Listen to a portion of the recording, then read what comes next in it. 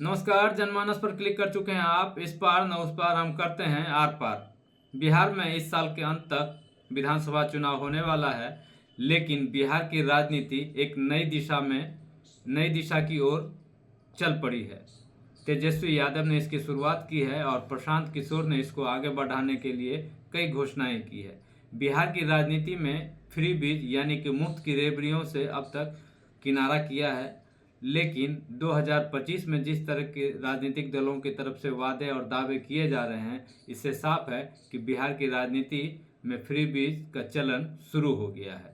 आज का हमारा यही विषय है, पॉलिटिकल चर्चा की खास पेशकश में इसी पर हम लोग चर्चा करेंगे और हमारे साथ खास मेहमान सुनील कुमार वर्मा जी हैं। सुनील जी, आपका स्वागत है। धन्यवाद। तो क्या बिहार की राजनीति फ्री बीज की ओर बढ़ रहा है, मुफ्त की रेवड़ियों की ओर बढ़ रहा है? पहले तेजस्वी यादव ने महिलाओं को 2500 रुपये देने की बात कही और अब प्रशांत किशोर ने एक नहीं दो नहीं बल्कि 4 से 5 फ्री बीज की घोषणा कर दी है।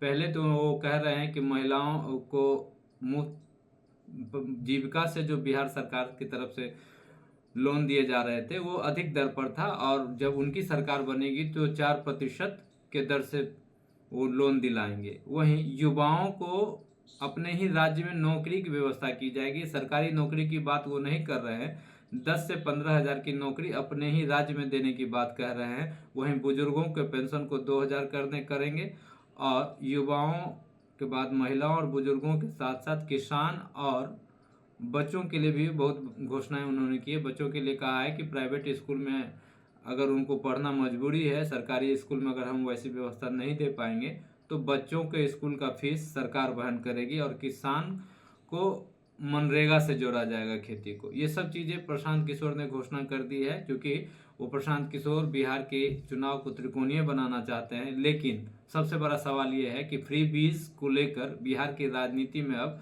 नई परंपरा की शुरुआत हो गई है। इसको आप कैसे देखते हैं? देखिए, जब हवा चल रही है तो ठंड तो सबको लगेगी। अगर ठंडी हवा चल रही है, मैं कहना ये चाह रहा हूँ मानसी कि अगल बगल के राज्यों में जब फ्रीबीज या इस तरह की जो योजनाएं हैं जिसमें हर माह महीने में लोगों को पैसे भेजे जा रहे हैं सरकार की ओर से, तो फिर बिहार इससे अछूता रह जाएगा, ऐसी संभावना तो नहीं है। और उसमें भी जब खुद बिहार के विपक्षी दल इन योजनाओं के लिए बढ़ चढ़कर घोषणा कर रहे हैं कि भाई हमारी सरकार बनी तो तेजस्वी यादव कह रहे 2500 रुपये महीना माई बहन योजना में दिया जाएगा। अब जहां तक प्रशांत किशोर की बात है, कल तक यह किनारा किए हुए थे या फिर तेजस्वी यादव पे ही प्रश्न चिन्ह लगा रहे थे कि भाई इस योजना के लिए तुम पैसे कहां से लाओगे। आज वह खुद उसी रास्ते पे चलने के लिए विवश है। इसके पीछे कारण यह है कि उन्हें पता है कि अधिक देश के अधिकांश राज्यों में जब इस तरह की योजनाओं का बोलबाला है और सरकारें इस योजना के बल पे बन रही हैं या फिर बदल रही हैं, तो उन्हें भी पता है कि बिहार की महिलाएं या बिहार की जनता कर ले, वह इन योजनाओं के प्रचार प्रसार से पे भी यह विचार तो कौनता ही होगा कि भाई इस तरह की योजनाएं यहाँ क्यों नहीं है। इसका दूसरा परिप्रेक्ष्य मैं बतला रहा हूँ। इसका दूसरा जो पहलू है वह यह है कि अभी तक बिहार में इस तरह की कोई भी योजना नहीं चल रही है।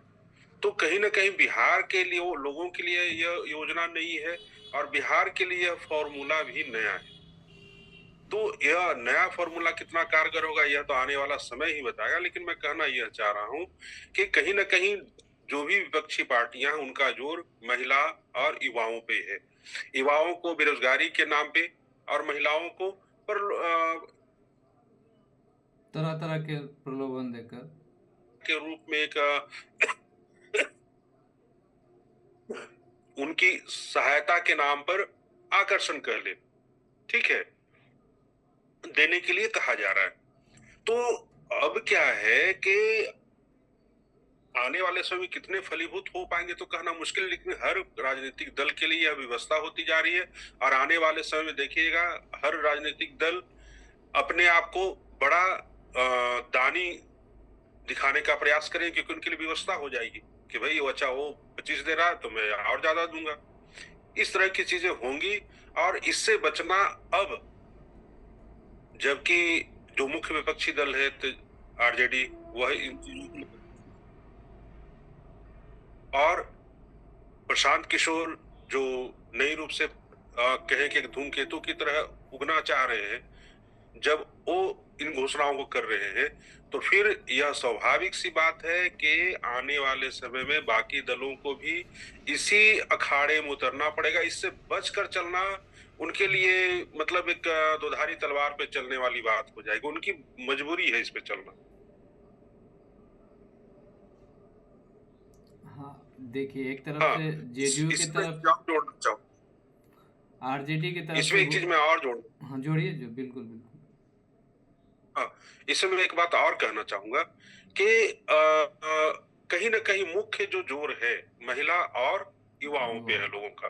देखिए, वृद्धा पेंशन की जहां तक बात है बढ़ाने की, यह प्रशांत किशोर के परिप्रेक्ष्य में अगर मैं कहूँ, संदर्भ में, तो वृद्धा पेंशन बढ़ाने से कुछ तो लाभ होगा, लेकिन वो उसके प्रतिफल वो प्राप्त नहीं होगा जो एक महिला को सम्मान निधि मिलने से होता है। क्योंकि महिला एक बड़ा 50% है ना, महिला वोट का मतलब 50, आधी आबादी आप कह लीजिए। तो महिलाओं को ही ज्यादा आकर्षित करने का प्रयास राजनीतिक दलों को करना होगा, जिसकी शुरुआत तेजस्वी यादव ने की है। रह गया कि प्रशांत किशोर ने जो कहा है कि भाई मैं जीविका वालों को 4% दर पे लोन दिलाओ, लोन तो लोन ही होता है ना, चुकता करना होगा। अलग से कोई ऐसी राशि नहीं कि उनके हर महीने उनके खाते में जा रही है और उनको फिर चुकता करने की आवश्यकता नहीं है। तो यह अंतर है। नहीं, ये फ्री बीज को लेकर देश में बहस छिड़ गई है, सुप्रीम कोर्ट में भी मामला चल रहा है। सुप्रीम कोर्ट भी कह रहे हैं कि भाई सब कुछ आप फ्री में दे देंगे तो लोग काम ही क्यों करेंगे, इसलिए इस चीज़ से किनारा करना चाहिए। उस चीज़ का प्रैक्टिकल असर तो पड़ता है।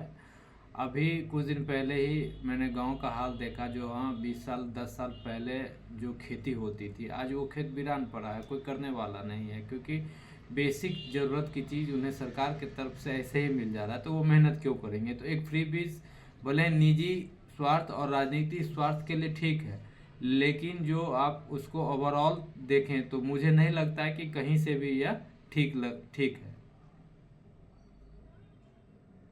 देखिए, यह सही कर रहे हैं आप। मुफ्त में निःशुल्क योजनाएं, जो मुफ्त में चल रही योजनाएं हैं, उसका आने वाले समय में बहुत ही दूरगामी प्रभाव पड़ेगा। जो मजदूर वर्ग है जिसके लिए यह योजनाएं चल रही हैं, सरकार यह इन योजनाओं को यह सोचकर चला रही है कि भाई इससे उन्हें एक संबल मिलेगा और अपना काम वो ज्यादा बेहतर कर पाएंगे। उनके सामने खाने मतलब मुफ्त में अनाज मिल रहा है, शौचालय मिल रहा है, प्रधानमंत्री आवास मिल रहा है, बिजली मुफ्त है, हर घर नल से जल है, बच्चों के होने पे उनको अलग से सुविधा मिल रही है 2 बच्चों तक। तो मतलब आपके लिए हर चीज सरकार दे रही है। इसके पीछे उद्देश्य सरकार का यह रहा है कि आपको इसके लिए अलग से खर्च ना करना पड़े, आप अपनी कमाई कीजिए और आगे बढ़िए। लेकिन इसका नकारात्मक प्रभाव यह पड़ा है कि जो वर्ग इससे लाभान्वित हो रहा है वो काम करने में रुचि नहीं ले रहा है। वह सोच रहा है कि मुझे सब कुछ तो मिल ही रहा है, तो फिर काम करने की आवश्यकता क्यों है। वह काम करना ही नहीं चाहता या फिर अपनी शर्तों पे करना चाहता है। तो इससे क्या है कि वह कहीं ना कहीं काम से विमुख हो रहा है। और इसका जो मतलब आने वाले समय की तो बात छोड़ दे, अभी से ही सारी चीजें दिखने लग गई हैं। मैं पता नहीं मुझे अभी यहाँ पे बताना चाहिए या नहीं, खुद मेरे घर की जो काम करने वाली है वो काम छोड़कर जा चुकी है, क्योंकि उसको 2,500 रुपये हर महीने उसे खाते में आने शुरू हो गए हैं। अब उसे काम करने में रुचि नहीं रह गई है, बस उसने साफ कहा कि मैं काम नहीं करना चाहती हूँ। तो किसी को मजबूर तो नहीं कर सकते आप काम करने के लिए, लेकिन जो लोग पहले मेहनत कर रहे थे, अब उनका ध्येय यह नहीं रह गया कि ज्यादा काम करके पैसे बचाएं और आगे बढ़े। वह लोग इसको इस तरह से देख रहे हैं कि बस पैसा मिल गया, अब काम नहीं करना है। तो यह एक दुष्प्रभाव है। इसको देखिए, मैं ये कहना चाह रहा हूँ, सरकार को इन योजनाओं को धीरे धीरे नियंत्रित करना होगा। सरकार को चाहिए कि शिक्षा, जो स्कूल है ना, उसे आप प्रयास कीजिए कि वहां मुफ्त शिक्षा मिले अमीर गरीब हर किसी के बच्चे को, ताकि उसको पढ़ाई का खर्च ना हो और पढ़ने के लिए वो बच्चों को भेजे। ये जो मुफ्त की चीजें मिल रही है, इससे बच्चे की शिक्षा तो मिल नहीं रही है, वो बच्चा फिर मजदूर ही रह जाएगा। मैं ये नहीं कह रहा कि सभी बच्चे मजदूर रह जाए, लेकिन संभावना ज्यादा है। शिक्षा, स्वास्थ्य, इन सब चीजों पे, परिवहन, इन सब चीजों पे अगर सरकार खर्च करे उन पैसों को तो शायद ज्यादा बेहतर होगा। यही है, वो दिल्ली से उसकी शुरुआत हुई 10-12 साल पहले, और वो अब लगभग देश के सभी हिस्सों से होते हुए अब बिहार में भी आ गई है, जिसका दुष्परिणाम आने वाले अभी तो नहीं दिख रहा है, लेकिन 10 से 15 साल बाद दिखेगा, और यह भयावह होगा दोनों स्तर से। एक सरकारी खजाना के स्तर से देखें तो, और वो सामाजिक संरचना को देखें तो, दोनों ही स्तर से बहुत ही भयावह होने वाला है। और यह मुफ्त की रेवड़ियाँ भले ही राजनीतिक दलों के लिए अच्छी हो, लेकिन भविष्य के लिए तो बिल्कुल ही सही नहीं है। प्रशांत किशोर ने भी पासा फेंक दिया है और तेजस्वी यादव ने भी पासा फेंक दिया है। अब बिहार में जेडीयू और बीजेपी के लिए बहुत मुश्किल होने वाला है। हो सकता है कि इन दोनों पार्टियों की तरफ से मंथन हो रहा हो और आने वाले दिनों में कुछ इस पर घोषणा हो जाएगी। क्या? देखिए, स्वाभाविक सी बात है, जब युद्ध में है तो यहाँ तो साम दाम दंड भेद हर कुछ चलेगा, और जब ये दोनों फेंक चुके हैं तो कुछ नहीं, मैं आपको बतला दे रहा हूँ, अगस्त के महीने तक देखिएगा, हो सकता है 15 अगस्त को ही झंडोत्तोलन कार्यक्रम में बिहार के लिए या बिहार के मुख्यमंत्री नीतीश कुमार के द्वारा कोई बहुत बड़ी धमाकेदार घोषणा कर दी जाएगी।